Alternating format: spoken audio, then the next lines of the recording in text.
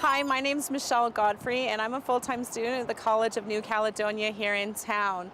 And one thing that I have noticed being on the student union is that part of the campaign that that we just got the city to endorse is don't close the doors, and that has to do with adult basic education.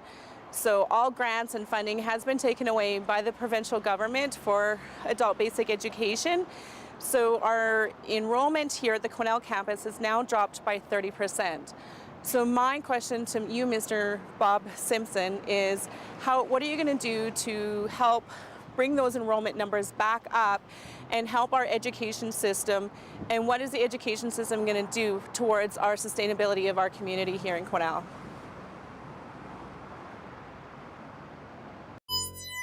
So Michelle was talking about the adult education cuts that happened recently, and so I'm wondering, I believe that she was wondering, what are some things that are being done to sort of support adults who are looking to transition careers and looking to start up a new educational career? Yeah, and I think the other part of Michelle's question as well is that the role that combined campus, that college and university has in our community as well, and they're of a kind. So Michelle and her group actually made a presentation recently to council about the cuts to adult basic education. And there's not so much cuts, it's the fact that there's now fee for that. It used to be free. And it used to be free even if you had a grade 12 education, but you wanted to do upgrading in advance of going into a program. You accessed adult basic education through the K-12 system without a charge. Now there's a charge put on that, and we're seeing quite a significant drop in people accessing the program.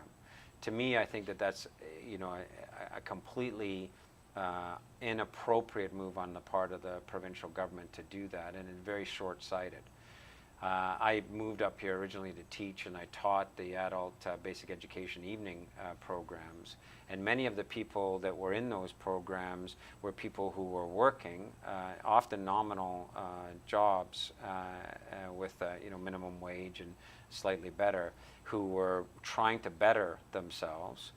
Who would come in and take chemistry 12 and biology 12 in order to get into the nursing program, or take a social studies or history or English in order to get into the social work program. So they were putting all of their sweat equity in after hours and juggling babysitters in order to make the transition in their life. And at that time there's no fee, so you didn't put a cost barrier to add insult to injury. They at least got it for free.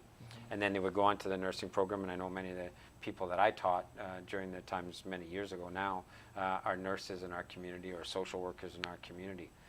By putting that cost barrier up there, you're really saying to people, we're not going to invest in you and allow you to invest in yourself with your own sweat equity, and I think it's short-sighted. Yeah. But it's doubly short-sighted in our community because we're in transition.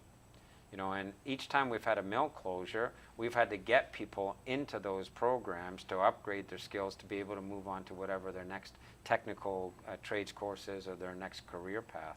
And to have the uncertainty we have just now, where mill workers may want to start doing some presumptive upgrading if they think that their mill may not be there, or they want more certainty in their career, but they're going to have to pay for it now. It's a disincentive for them to get involved in the program. So it's very short-sighted.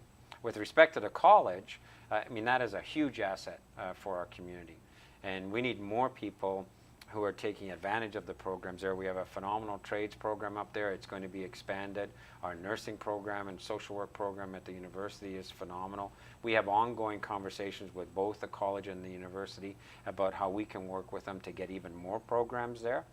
The biggest piece that we can deliver as a council is on the housing side, so part of our secondary suite enabling so that students have safe, secure, quality housing to live on while they go to that campus there is something that we can offer to that. But certainly at a time when we're going through a transition, we need all opportunities for economic development to be firing on all cylinders, and that college campus is one of those.